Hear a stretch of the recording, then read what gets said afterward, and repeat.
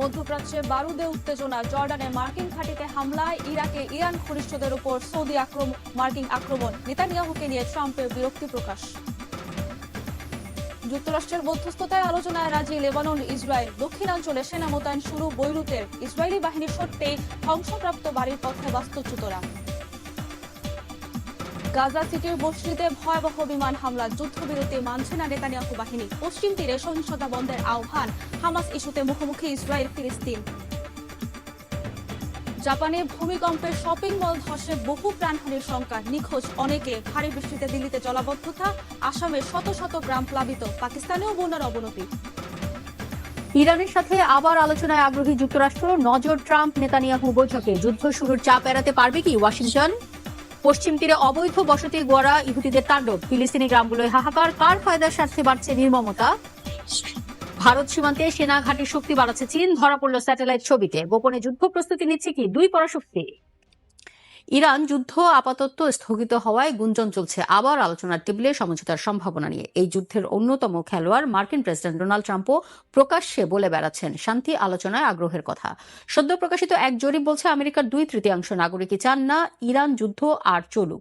এমন অবস্থায় ইরান যুদ্ধের নেপথ্য কারিগর ইসরায়েলের প্রধানমন্ত্রী বেনিয়ামিন নেতানিয়াহুর ওয়াশিংটন সফর শান্তিকামীদের কপালে চিন্তার ভাঁজ ফেলে দিয়েছে। ঘুরপাক খাচ্ছে অজানা আশঙ্কা। আবারও কি ইরানে হামলা হবে? ধ্বংসের পথে হাঁটবে যুক্তরাষ্ট্র? নেতানিয়াহুর কুটুকৌশলে হার মানবেন কি ট্রাম্প? মার্কিন বাহিনীর তাণ্ডব দেখা ইরান যখন গত কিছুদিন ধরে শান্ত, তখন যুক্তরাষ্ট্রের ঝটিকা সফরে ইসরায়েলের প্রধানমন্ত্রী বেনিয়ামিন নেতানিয়াহু। এই সফর যে হালকাভাবে দেখার সুযোগ নেই তা বুঝতে বেশি পেছনে যেতে হবে না। মাত্র 5 মাস আগে ফেব্রুয়ারির শেষে ওয়াশিংটন সফরে গিয়েছিলেন যুদ্ধবাজ এই নেতা, যার ফলাফল 28 ফেব্রুয়ারি তেহরানে হামলা চালিয়ে ইরানের সর্বোচ্চ ধর্মীয় নেতা আয়াতুল্লাহ আলী খামেনিকে হত্যা করে মার্কিন বাহিনী। শুরু হয় তোলপাড় ফেলা ইরান যুদ্ধ।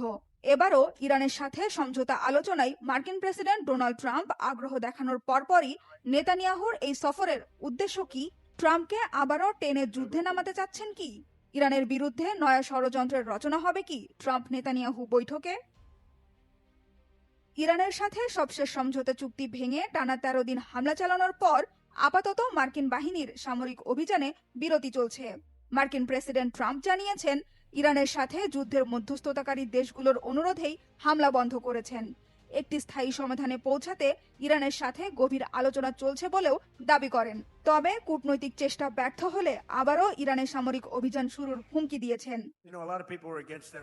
আমরা ইরানের নেতৃত্ব ধ্বংস করে দিয়েছি। তাদের ড্রোন ও মিসাইল তৈরির ক্ষমতার বেশিরভাগই ধ্বংস করে দিয়েছি। তাদের ড্রোন তৈরির হার কমে গিয়ে এখন মাত্র 7% দাঁড়িয়েছে। আর এখন তারা আমাদের সাথে চুক্তি করার বিষয়ে কথা বলছে। কিন্তু আমরা যদি কঠোর না হতাম তাহলে কোনো আলোচনাই হতো না। এই মুহূর্তে খুবই বন্ধুত্বপূর্ণ আলোচনা চলছে। দেখা যাক এর ফল কি হয়। মার্কিন প্রেসিডেন্ট ইরানের সাথে আলোচনা চালিয়ে যাবেন নাকি মিত্র ইসরায়েলের প্রধানমন্ত্রী নেতানিয়াহুর প্ররোচনায় পড়ে আলোচনা ভেস্তে দিয়ে সামরিক অভিযান শুরু করবেন তা এখনো অনিশ্চিত। ইরান নিয়ে প্রেসিডেন্ট ট্রাম্প সিদ্ধান্তহীনতায় ভুগলেও এই যুদ্ধে সমর্থন নেই বেশিরভাগ মার্কিনীর। সংবাদ মাধ্যম রয়টার্সে প্রকাশিত এক প্রতিবেদনে বলা হয়েছে প্রতি 3 জন মার্কিন নাগরিকের একজন চান ইরানের বিরুদ্ধে যুদ্ধ চলুক। এদিকে ইরানের সামরিক বেসামরিক স্থাপনায় হামলা বন্ধ করলেও হরমুজ প্রণালীতে নৌ অবরোধ বহাল রেখেছে ট্রাম্প প্রশাসন। অবরোধ এড়িয়ে ইরানের দিকে এগুনোর চেষ্টা করা জাহাজে হামলা চালাচ্ছে মার্কিন বাহিনী। জাহাজগুলোর গতিপথ পরিবর্তনেও বাধ্য করা হচ্ছে। হরমুজ প্রণালীতে ইরান অভিমুখী জাহাজে হামলা চালিয়ে অস্থিতিশীলতা বাড়ানোয় যুক্তরাষ্ট্রকে কঠোর জবাব দেওয়ার হুমকি দিয়েছেন ইরানের প্রধান সামরিক কমান্ড খাতাম আল আনাবিয়ার সদর দপ্তর। এতে যে কোনো সময় নতুন করে পাল্টাপাল্টি সহিংসতা ছড়িয়ে পড়ার আশঙ্কাও উড়িয়ে দেওয়ার সুযোগ নেই। চলমান অস্থিতিশীলতার মাঝে হরমুজ প্রণালীতে সার্ভিস ফি দিয়ে নিরাপদ ও যৌথ ব্যবস্থাপনার জন্য ইরানকে একটি আঞ্চলিক ব্যবস্থার প্রস্তাব দিয়েছে ওমান। প্রস্তাবটি কার্যকর হলে ইরান আর একা এই গুরুত্বপূর্ণ জলপথ নিয়ন্ত্রণ করতে পারবে না। ইরান আমেরিকা পাল্টাপাল্টি হামলা বন্ধ থাকলেও লড়াই চলছে ইরান সমর্থিত ইয়েমেনের হুথি বিদ্রোহী আর সৌদি আরবের মধ্যে। সোমবার সৌদির আবাইক তেল প্রক্রিয়াকরণ স্থাপনায় হামলা চালিয়েছে হুথি বিদ্রোহীরা।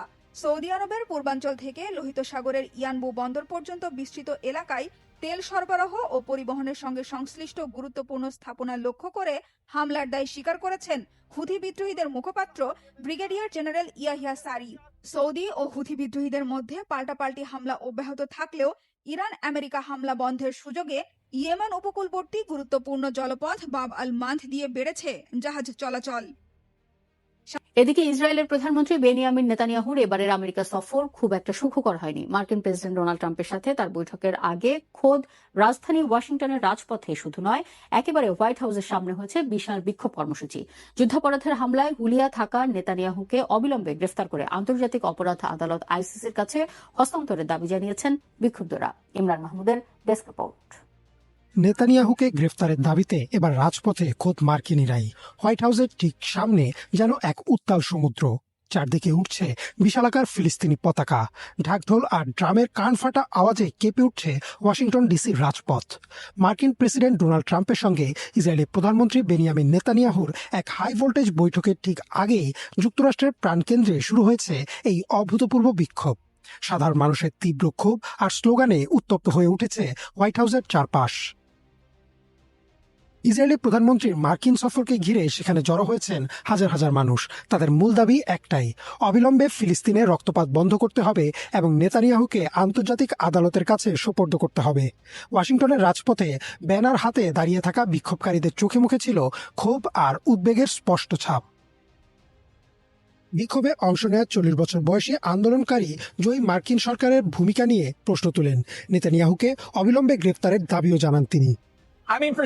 প্রথমত, বেনিয়ামিন নেতানিয়াহু একজন যুদ্ধাপরাধী। আমাদের দেশে তার কোনো স্থান নেই। তার একমাত্র জায়গা হলো আন্তর্জাতিক অপরাধ আদালত এবং কারাগার। তার বিরুদ্ধে গ্রেফতারি পরোয়ানা রয়েছে, আর আমি চাই না আমার ট্যাক্সের টাকা এমন কাউকে রক্ষা করতে ব্যবহার করা হোক। মার্কিন সরকারের উচিত আন্তর্জাতিক অপরাধ আদালতের গ্রেফতারি পরোয়ানা মেনে নেওয়া এবং নেতানিয়াহুকে গ্রেফতার করা। ফিলিস্তিনি জনগণের ওপর গণহত্যা চালানোর পেছনে প্রধান কারিগর হিসেবে তার অপরাধের দায়বদ্ধতা নিশ্চিত করতে তাকে আন্তর্জাতিক আদালতের হাতে তুলে দেওয়া হোক।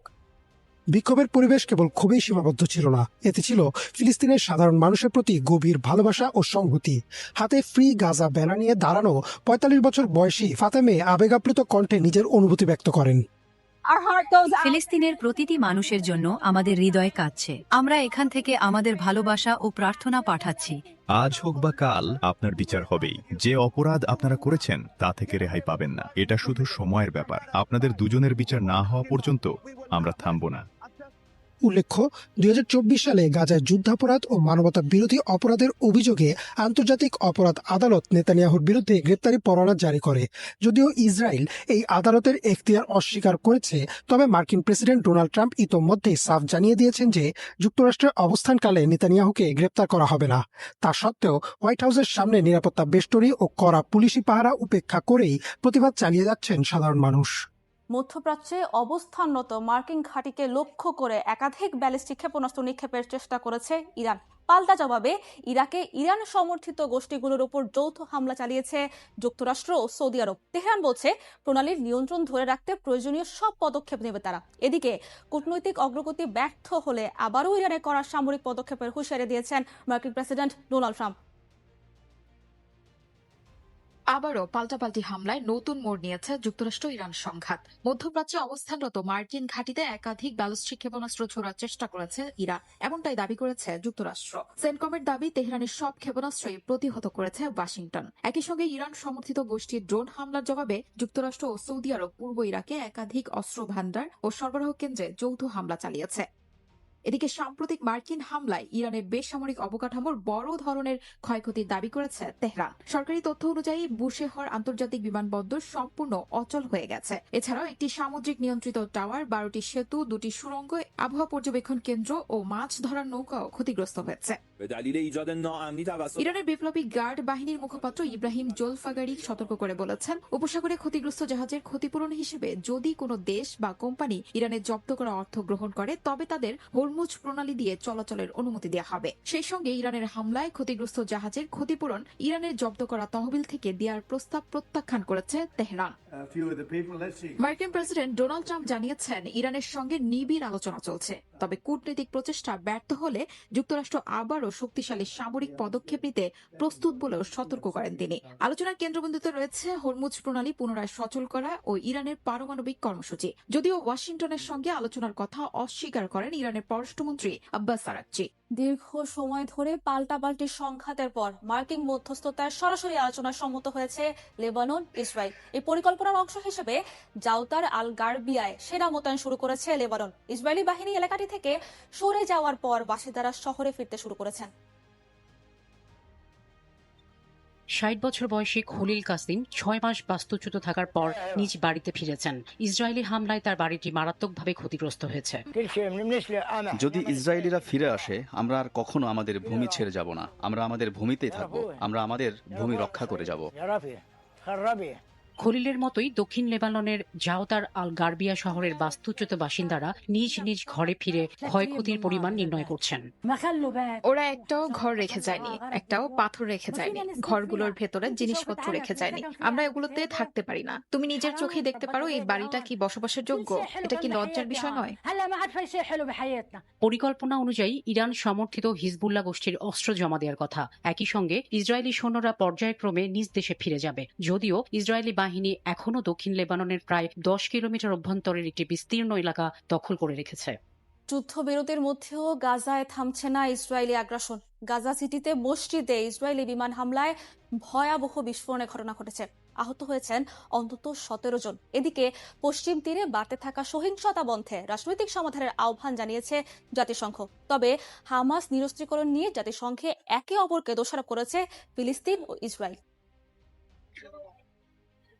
যুদ্ধবিরতি কার্যকর থাকলেও গাজা জুড়ে প্রায় প্রতিদিনই সামরিক অভিযান চালিয়ে যাচ্ছে ইসরায়েলি বাহিনী। স্থানীয় সময় মঙ্গলবার গাজা সিটিতে একটি মসজিদে ইসরায়েলি বিমান হামলার পর ভয়াবহ বিস্ফোরণে আকাশ জুড়ে ধোঁয়া ও আগুনের কুণ্ডলী ছড়িয়ে পড়ে। ফিলিস্তিনি কর্মকর্তাদের দাবি, মধ্য গাজার নুসেইরাত, দেইর আল বালা এবং দক্ষিণের খান ইউনিসে ড্রোন হামলা ও গুলিবর্ষণে বেশ কয়েকজন ফিলিস্তিনি আহত হয়েছেন। বাস্তুচ্যুতদের শিবিরও এসব হামলার লক্ষ্যবস্তুতে পরিণত হয়েছে।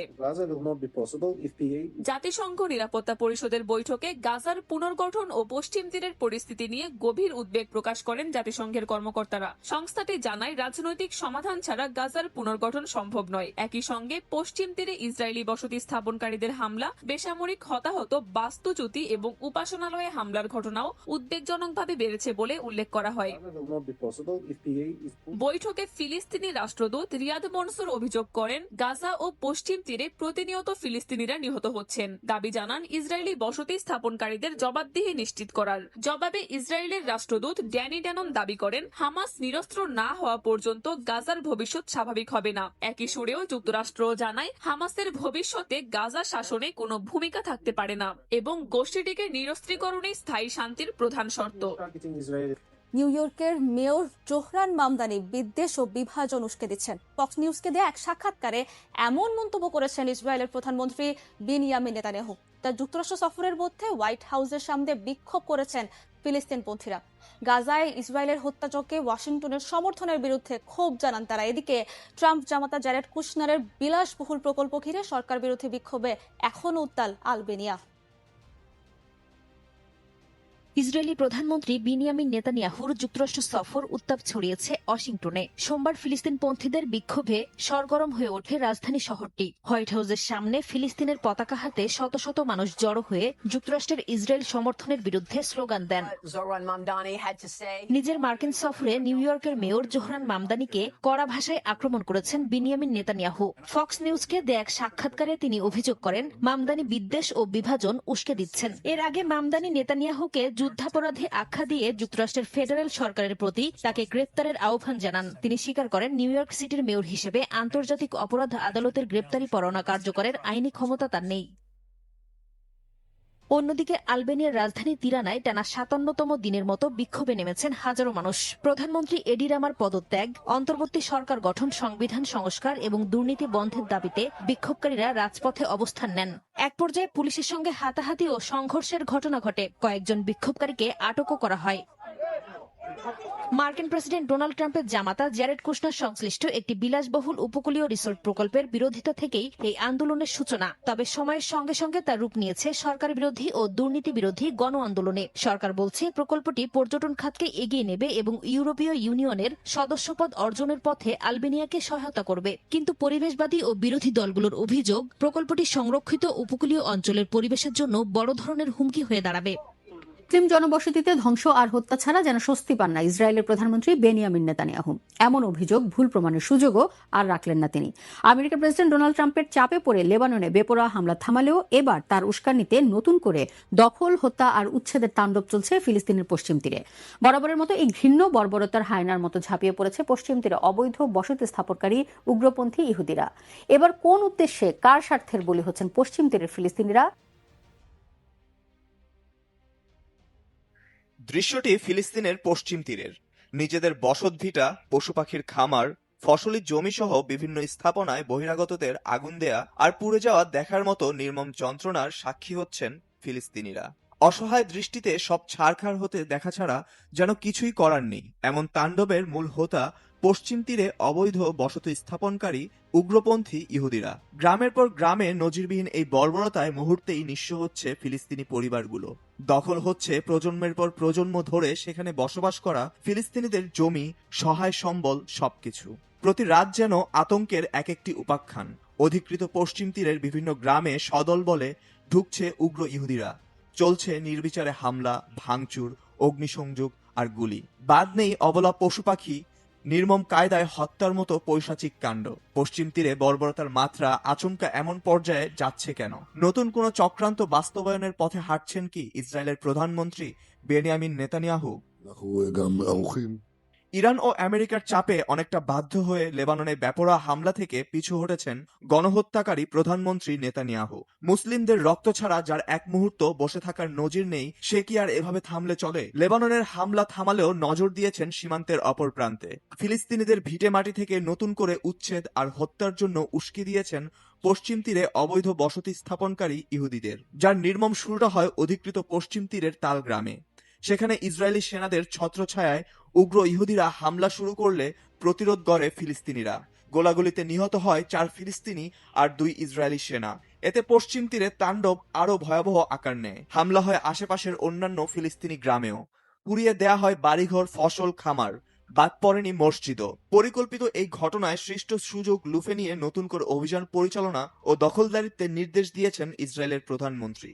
জাপানের দক্ষিণাঞ্চলীয় কুমামোতো অঞ্চলে আঘাত হেনেছে 7.1 মাত্রার শক্তিশালী ভূমিকম্প। ভয়াবহ এই প্রাকৃতিক দুর্যোগে বিদ্যুৎহীন হয়ে পড়েছে অসংখ্য ঘরবাড়ি, ধ্বংস হয়েছে রাস্তাঘাট ও সেতু। ভূমিকম্পে একটি শপিং মলে ভয়াবহ বিস্ফোরণ ও ধ্বংসের ঘটনায় একাধিক প্রাণহানির আশঙ্কা করা হচ্ছে। নিখোঁজ রয়েছেন 20 থেকে 30 জন শ্রমিক। বহু মানুষ আহত হওয়ার পাশাপাশি উদ্ধার কাজে সেনা মোতায়েন করেছে দেশটির সরকার।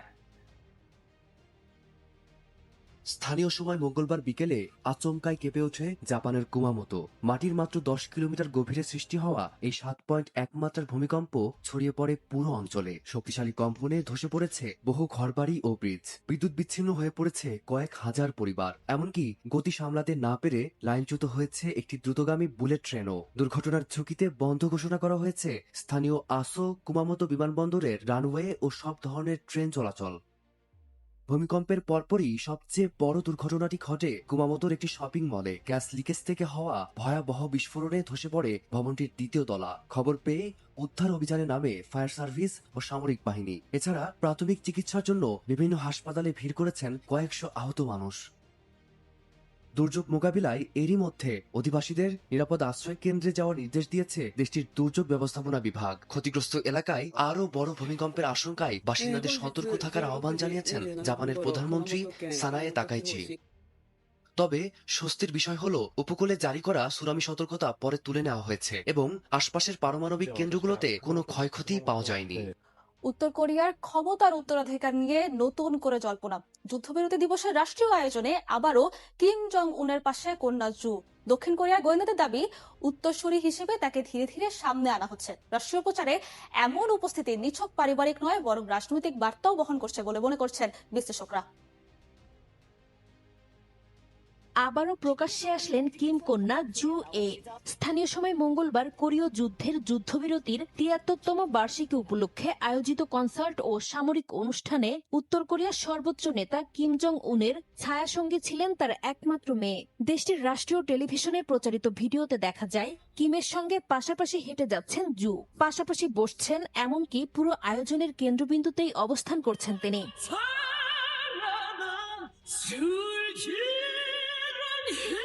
উত্তর কোরিয়া প্রতি বছর ২৭ জুলাই দিনটিকে কোরীয় যুদ্ধে যুক্তরাষ্ট্রের নেতৃত্বাধীন বাহিনীর বিরুদ্ধে বিজয় দিবস হিসেবে পালন করে।